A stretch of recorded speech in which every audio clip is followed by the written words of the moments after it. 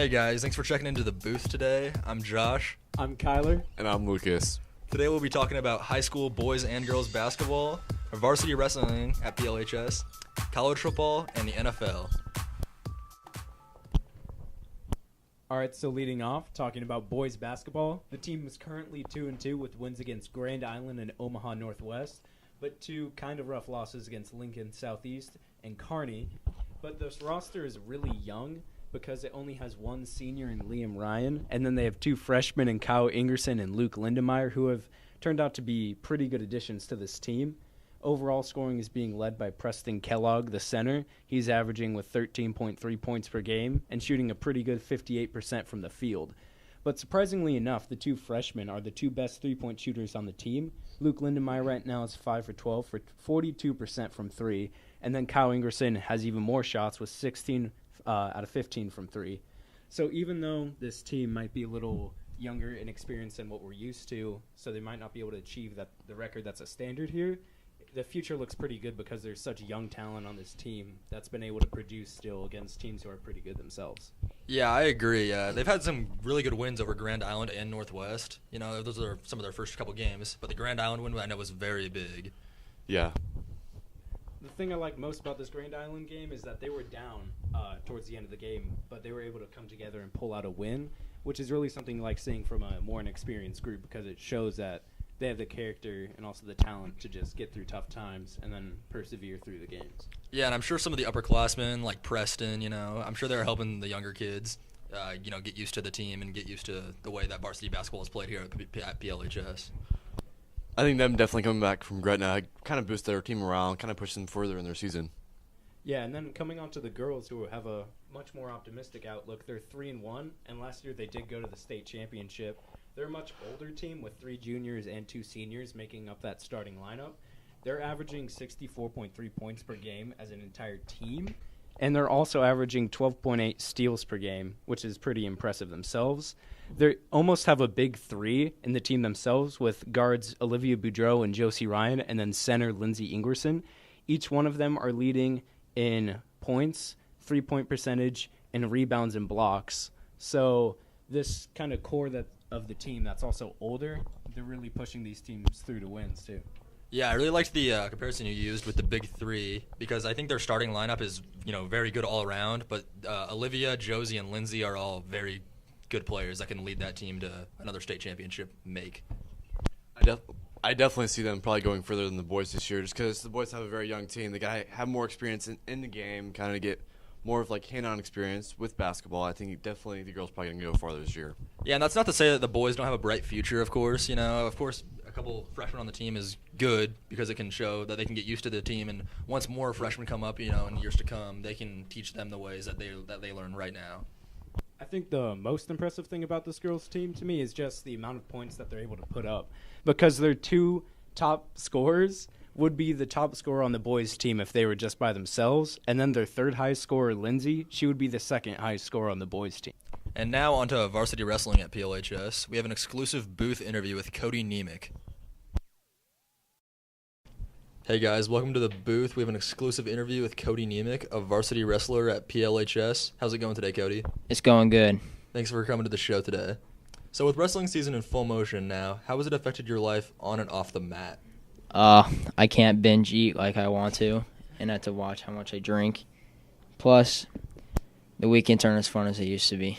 Yeah, I'm sure. So, how do you balance your school and personal life with the commitment that wrestling is? I have to go to practice, and once I get home, I got to do homework, shower, cut a little bit more weight, and then go to sleep and repeat each day. Yeah, really busy. It's a really big commitment to wrestle. What are some of the largest difficulties that a wrestler ensures upon yourself? I would say, when I lose or, making weights, it's very difficult. Mm-hmm. So how do those difficulties pay off in the end? The only tournament that matters is state, and so that's where it all pays off. Mm-hmm. So it really shows. Speaking of state, if you qualify there, obviously it's a very big achievement. And if you do plan on doing that, do you plan on wrestling after high school, maybe in college? Yeah, I thought about it. It's a very big commitment, so I still got a lot of thinking about it. Yeah, of course. I always got to keep my options open. Yeah. Any specific colleges you have in mind? Somewhere down south. Oh, yeah. Yeah, me too. So with finals week coming up, how do you find time to study while still being committed to wrestling and it taking up a lot of your time? Our motto for our team and my family is school comes first, so I always got to get my schoolwork done. Yeah, very important for any student athlete, of course. Mm-hmm. All right, well, thanks for your time today. This has been an exclusive booth interview with Cody Nemec. Thanks, Cody. Yep. All right, moving on from wrestling, we'll talk about college football. So about a week ago, the Heisman was announced, and it was announced that Kyler Murray, quarterback from Oklahoma, would win. So what are your guys' thoughts on that? I personally thought that Tua should have won the Heisman just because his stats might not have been as comparable to Kyler Murray's. They were still incredible, and you have to remember that Tua really didn't play in any fourth quarter of any game because he led his team to so many high wins against good SEC teams. Yeah, Jalen Hurts played a lot in the fourth quarter for Bama this year, which I think could really put a damper on Tua's overall look as a quarterback. But that's obviously not to say that Kyler Murray wasn't very impressive himself. I mean, he can run and he can throw. He had a couple more interceptions than Tua, about 3 more. But he also threw for a little bit over 500 more yards, so that's pretty impressive as well. But like you said, he didn't play in the fourth quarter, so that could be a big game changer for Tua. Yeah, I think Kyler Murray's definitely had a great season, but so has Tua. I think Tua probably deserves it more than him, just in my opinion personally. I mean, just the fact that he didn't get to play that much during the fourth quarters, and I mean that really kind of threw his stats up, I think. Yeah, and you should even take a look at even Dwayne Haskins. He threw for more yards than either Tua or Kyler. He threw for 4,580 yards. Tua threw for 3,353, and Kyler threw for 4,053 yards. Dwayne Haskins also had the most touchdowns out of those three with 47, and the next closest being Kyler Murray with 40, and then behind that, Tua with 37. So Dwayne Haskins could have been a legitimate shot for Heisman, but honestly, I think his loss against Purdue could really have been the game changer for when it comes to who they chose to win the Heisman, because if Tua went undefeated at Bama, obviously a very impressive season for him and their team, and Kyler had one loss, and it was to Texas, where he also played very good that game. That was one of his best games, actually. He had 379 passing yards with 3 touchdowns. So, obviously, it's if Kyler's one loss was to a good Texas team by 3, and Dwayne Haskins' one loss was to, Purdue by 29, a shutout, that kind of changes everything. Yeah, and then if you bring up Kyler Murray, then you also have to bring up the fact that it's most likely that he's going to the MLB, but there's still that chance that he heads over to the NFL because his agent's saying he's going to play MLB, but he's already came out and said he's actually going to do some thinking because he realizes now that he might be a first-round draft pick, where at the start of the season, people didn't even know if he would necessarily even be the starting quarterback by the end of the season. So what are your guys' thoughts on Kyler Murray as an NFL quarterback? I think obviously he'd be pretty good in the NFL, but you can't forget that the Big 12 is known for having a pretty low caliber defense. But I mean, unlike the NFL, I don't know how well he'd fare against the NFL. He kind of reminds me of Tim Tebow, who he's really good at running and can also pass, and he's really quick and fast and athletic. But obviously, with Tim Tebow, that didn't transfer so well over to the NFL, and it could possibly be the same for Kyler. But I mean, obviously, he's very talented, so you never know. Right, I think definitely he's probably going to be a bench warmer, in my opinion. I don't see him really getting a start out to the game as a rookie. I think he's going to have to prove himself probably in the NFL if he does go that route. Yeah, I would compare him to a guy like Drew Lock from Mizzou, who's a very good NFL caliber quarterback. He kind of sits back in the pocket and he waits for open passes and he makes smart decisions. He reminds me of Tom Brady or Drew Brees, I think he could do really well in the NFL. But a guy like Kyler is what fits, college football very, perfectly almost. I think the one thing that could help Kyler Murray's draft stock, because like you guys brought up, he may not have the NFL skill set. He is only listed at 5'10". Some people think he might be 5'9". But Baker Mayfield came from the same school, had the same offensive coordinator, same system. He's a little shorter than most. He's 5'11", and he's already translating into the NFL very well. So it makes you wonder, maybe because Baker already paved the way, could he pave the way as well? And the NFL game is now starting to adapt so many college concepts. Like if you watch the Rams, their spread concepts, and what Patrick Mahomes is doing, he's basically in a college offense right now. He's bringing that Big 12 offense that he used at Texas Tech with Cliff Kingsbury to the Chiefs, and it's been pretty successful for them so far. They're one of the best teams in the NFL this year, so I agree, yeah. Also, bowl season is on its way, which is very exciting. We've already had a couple games this season. And for the Bulls, we have Fresno State beat Arizona State by a score of 31-20. Fresno State had a really good season, actually. They finished ranked number 21 coming into bowl season, and they'll probably even go higher after that. They fell just short of beating Boise State in the title, but it was a very good game, of course. And I think a game that's really flying under the radar is West Virginia versus Syracuse. Syracuse is 9-3 and West Virginia is 8-3, which is very important because Syracuse is in the ACC, West Virginia is in the Big 12, which is they're very different conferences. A lot of people are saying the ACC has definitely been on the decline lately. The only two ranked teams in the ACC are Clemson, who's obviously a powerhouse, and Syracuse, number 20, they've had their ups and downs this year, but a surprising year for Syracuse, really.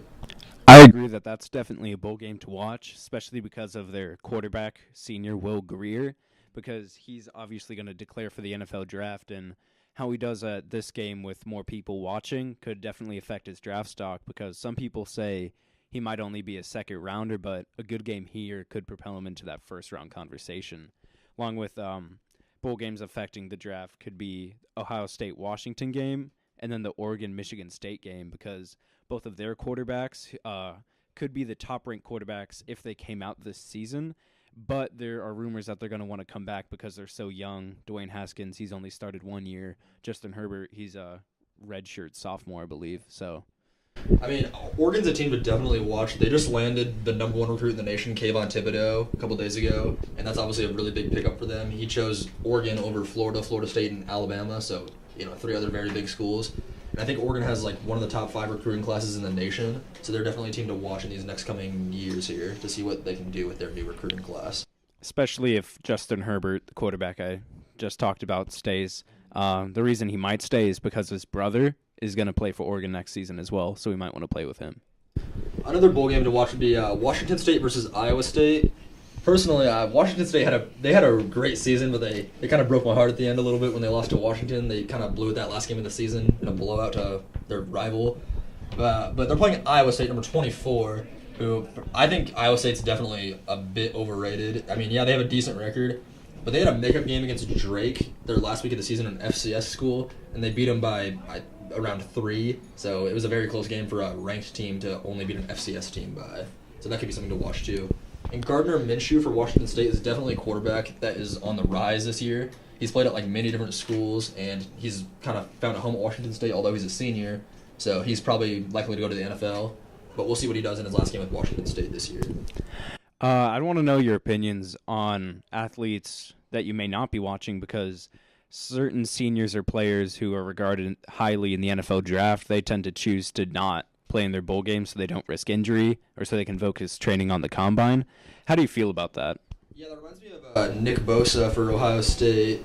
He, he's a very good player, predicted to go first overall in the NFL draft. He's Joey Bosa's brother, and he's a D end from, like I said, from Ohio State, and he's pretty good. But at the beginning of the season, after a couple of games, he started to kind of get the jitters almost, and he said that he was gonna quit the rest of the season to focus on the NFL, which I thought was kind of interesting, because it's I don't know, when you have the rest of your season left ahead of you, I think you would want to put that in. But if he's still projected to go first overall, so maybe it'll pay off for him. Who knows? Another good game is Florida versus Michigan. Michigan is number 7, and the Gators are number 10. Michigan is they're a dominant team this year. They kind of struggled at the end of the season with their their blowout to Ohio State, and obviously the only other team that beat them was Notre Dame, who's undefeated. So that can that's a little bit looked upon with higher regard, because that was Notre Dame only beat them by around 3. So that's a pretty good. If anything, that's a pretty good loss, I would say.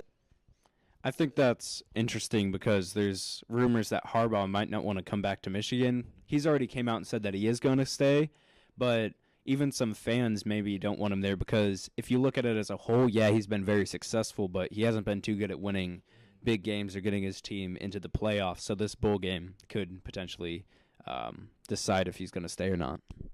Specifically against Ohio State, Michigan's bitter rival, with Urban Meyer coaching there, who just announced that he was going to retire. But personally, I think he's going to go to the NFL probably, or he's going to try to go to the NFL at least. He did the same thing at Florida when he was coaching the Gators, and he led them to 2 national championships. And he left for Ohio State, and he gave the same excuse with his health issues, which I'm sure are, legitimate, but I think he's kind of playing it a little bit to have a reason to go. And so the college football playoff is just around the corner. The first game is December 29th with Notre Dame playing Clemson, and that's Notre Dame's number 3 and Clemson's number 2. And I don't know. Personally, I think Clemson's going to blow Notre Dame out of the water. What about you guys? I don't know, because I like Clemson overall, but Trevor Lawrence, who has had a really good season, he is still a freshman, and he has never played in a game this big before. So I don't know how well he's necessarily going to be against all these lights on him. And it's not like he played against the best defenses before. Yeah, I agree. And Notre Dame's defense is one of the best in college football. And, like you said, under the big lights, they're playing at AT&T Stadium where the Cowboys play. It's a huge stadium, it'll be a pretty big impact to see what he can do. And then the other college football playoff game we have is Alabama versus Oklahoma, which is obviously the number 2 Heisman, the runner-up, Tua Tagovailoa versus Kyler Murray, the Heisman winner. So we'll see how that game plays out. I think it'll be pretty interesting. It'll be played in Miami at Hard Rock Stadium where the Dolphins play. So obviously, like you said, it's a really big setting, but Kyler Murray has that experience with Oklahoma. He's been there, for a while behind Baker. He has good experience. And Tua's also been there for 2 years, and he came into the college football playoff games last year, and he led Oklahoma to a championship, so that helped a lot too. Yeah, one thing to watch in that game is Tua. He just came off that ankle injury, so if he does play, how effective can he be? And because he runs so much, is that ankle being hurt going to damper a big part of his overall game? Yeah, I think a really underrated team to watch this bowl season is also Texas A&M. They're 8-4. And what kind of sucks is that they had to play an out-of-conference game against Clemson, and they only lost by 2 in week 2 of the season. And Clemson's undefeated, so it's a very big victory for them. And they've also lost to Mississippi State, who is a ranked team, and Auburn, who's had an up-and-down season as well. So those are 2 losses that kind of hurt their record a little bit. But at the end of the season, some of you may recall, they beat number 7 LSU in a 7 overtime game. The final score was 74-72. I think that game really showed a lot of young talent that could be shown in the NFL as well. Yeah, that game was crazy. And then coming up next, we're going to talk about NFL and the playoffs. So we just had a big week in the NFL because a lot of playoff outcomes either got destroyed for some teams and other teams are looking up right now. So I personally think that the playoff picture is going to end up looking like Kansas City in the 1st seed, Houston in the 2nd, New England in the 3rd, Pittsburgh in the 4th, Los Angeles Chargers in the 5th, and then instead of the Ravens, I think, which they're 6th right now, I think that's going to be the Colts, mostly because Andrew Luck is playing at an insane level right now, and they just came off of a big win against the Cowboys, who they're 4th in the NFC right now, and they beat them 23-0, and that Cowboys defense is one of the best in the NFL this year. Yeah, Andrew Luck is definitely carrying that Colts team.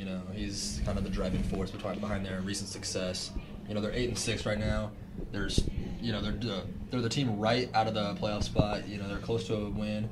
If the Chiefs can beat Baltimore this week, and the Colts get a win as well, I think they'll move into that playoff spot, which is good for them. They've been struggling the past couple of years.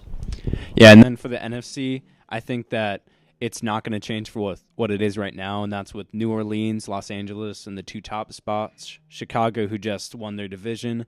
Dallas, who, even though they're a little inconsistent, I think they're going to stay in there. Seattle, they're going to be the 5th seed, and they might actually pass Dallas for that 4th. And then Minnesota, who they're 7-6 right now, but they just came off a really big win against the Dolphins, and they had one of their best offensive performances of the season. And obviously that's a big deal because they just fired their offensive coordinator, John Delafipino, and he wasn't able to put together an offense which had all this talent, like 2 running backs who are some of the best at their position, Adam Thielen and Stephon Diggs, who are both 2 number 1 receivers playing together, and then obviously Kirk Cousins, who they just paid $84 million to. So after beating the Dolphins with 41 points, that's obviously a really good sign that this new offensive coordinator, Kevin Stefanski, he understands these players, how to get them in space and get this team some points. Yeah, Minnesota had a rough start to the season, and I think it really shows where they've came to now. They've gotten a lot of wins in a row, and their home field advantage is like not many other stadiums in the NFL. Their brand new stadium. I think Chicago is a really interesting team to watch this year too. Chicago's been one of the most dominant teams in the entire NFL. They're 10-4, and they just beat the Rams a couple weeks ago, who are also one of the best teams in the NFL. And prior to this season, they finished the last 4 seasons, finished last in their division, but they clinched this year with still 2 weeks left. I think it's pretty interesting. Yeah, I think it's definitely a huge transition for them just to see them come from practically nothing and then go up to now being the third in the NFC. It's just kind of impressive for them to see where they came from.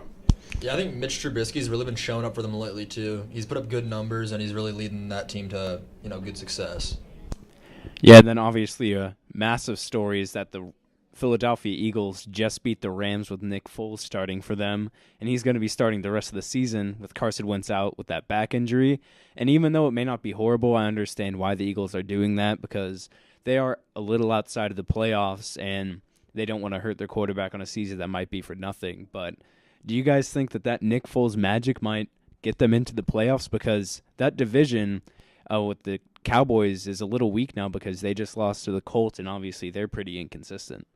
Yeah, Nick Foles is really he's obviously has experience from last year winning the Super Bowl with the Eagles. He led them to them with the playoffs, and it's a little reminiscent of last season. He got injured. Carson Wentz got injured the same week that he did last year. I think it's pretty interesting because Nick Foles is coming back, kind of doing the same thing he did the season before, and he could lead the Eagles to another playoff run.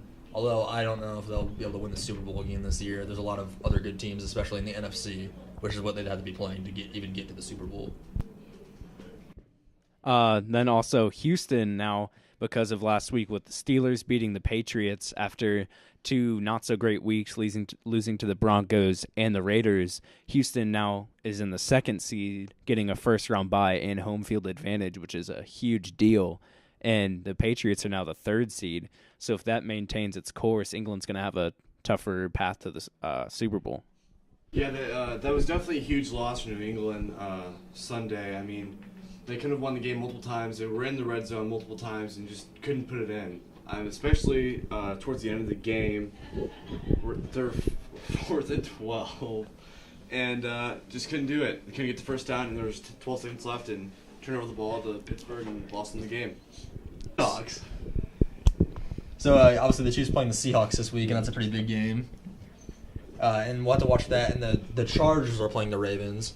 And if the Chargers beat the Ravens and the Chiefs lose to the Seahawks in Seattle, which is very probable, I think that the Chargers could have a real shot at running for the Super Bowl, especially with Phillip Rivers, who's having a really great season this year.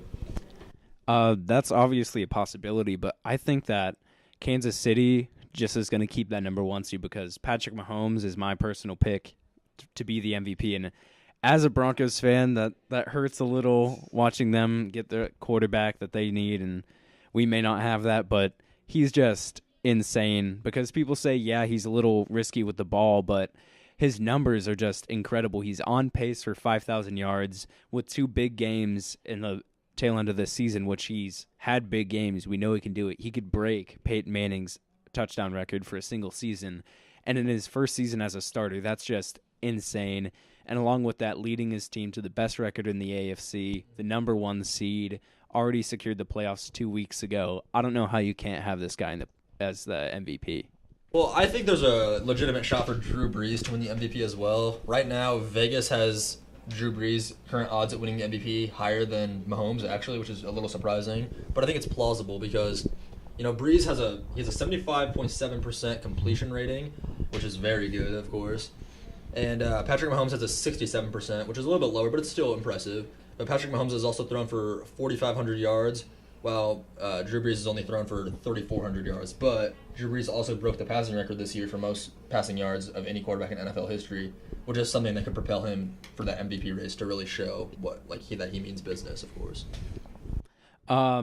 Yeah, Drew Brees is definitely in that conversation, and while I think Patrick Mahomes is going to win, I kind of wish Drew Brees did because he's been such an amazing quarterback, and he just beat that record, and he has not won a single MVP, which when you look at his career, that's kind of insane to think about.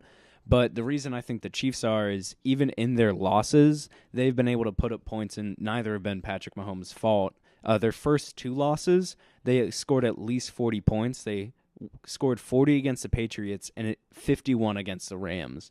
So Patrick Mahomes has been playing even in those losses, and then his most recent loss against the Chargers, it was 28-29, and it was a fourth quarter comeback by the Chargers that led to that game being won. It wasn't necessarily Patrick Mahomes, and that Chiefs defense is one of the worst in the NFL, which is another reason why I think he should be the MVP, because the Chiefs defense gives up so many points, and he just gets the ball back, and then he gets it back into the end zone, and they've been able to win all these games. So he's the MVP, in my opinion, but I don't know if they could go much further in the playoffs because of that defense. Yeah, we mentioned earlier how the Chiefs are kind of running like an offense similar to that of like Big 12 teams in college football, which I think is really kind of showing with their defense kind of being subpar this year. Obviously, like you said, they give up a ton of points. That being said, I think even though Drew Brees is playing behind a pretty good defense, I would say, I think he still has a legitimate shot at winning the MVP because, I mean, it's also well worth mentioning that the Saints only have 2 losses. They're the best team in the NFL record-wise, and the Chiefs have 3 losses. The Saints' only losses are to the Buccaneers by 8, which was week 3, so not too long ago, and the Cowboys by 3, which is also a very close game, and the Cowboys are a decent team, so that's well worth mentioning. Yeah, that's definitely going to have to be something to watch coming to these last few weeks of the season, and we'll all just have to see, I guess. And you guys have been listening to The Booth. And, Thanks for checking into The Booth. I'm Josh. I'm Kyler.